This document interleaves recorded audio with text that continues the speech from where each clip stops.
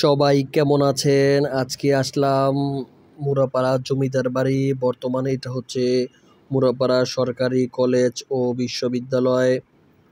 আজকে আমি আপনাদেরকে এই জমিদার বাড়িটা এত সুন্দর করে দেখাবো, যেটা এর আগে কখনো আপনি দেখেননি, এবং কিভাবে আসতে হয় এবং কোথায় কি আছে সবগুলো ঘুরে ঘুরে দেখাবো। এটা হচ্ছে জমিদার বাড়ির সবচেয়ে প্রথম এবং আকর্ষণীয় একটি বিল্ডিং, যেটাতে অনেক সুন্দর, যেটা আপনার জমিদাররা তৈরি করেছিল এবং তারা এখানে বসবাস করত। তাই তারা এটার সামনে যে একটা মাঠ আছে, মাঠ তারপরে হচ্ছে বিশাল একটা পুকুর আছে। চলেন আপনাদেরকে প্রথমে এই পুকুরটা আপনাদেরকে দেখাই, আমার সাথে আসুন।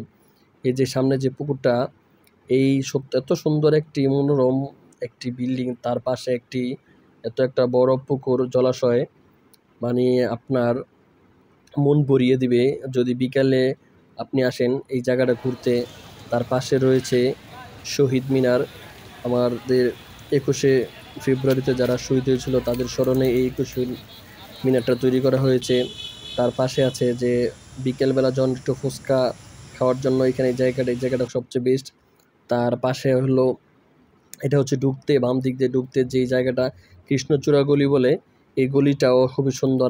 আর এটা হচ্ছে পুকুর পাড়ের মেন গেটের পিছনে, এটা রাজাদের রান্নাঘর ছিল। আর সবশেষ যখন আপনি ক্লান্ত হয়ে যাবেন তখন এই বাড়িটার কাছে ফুচকা খেতে পারবেন।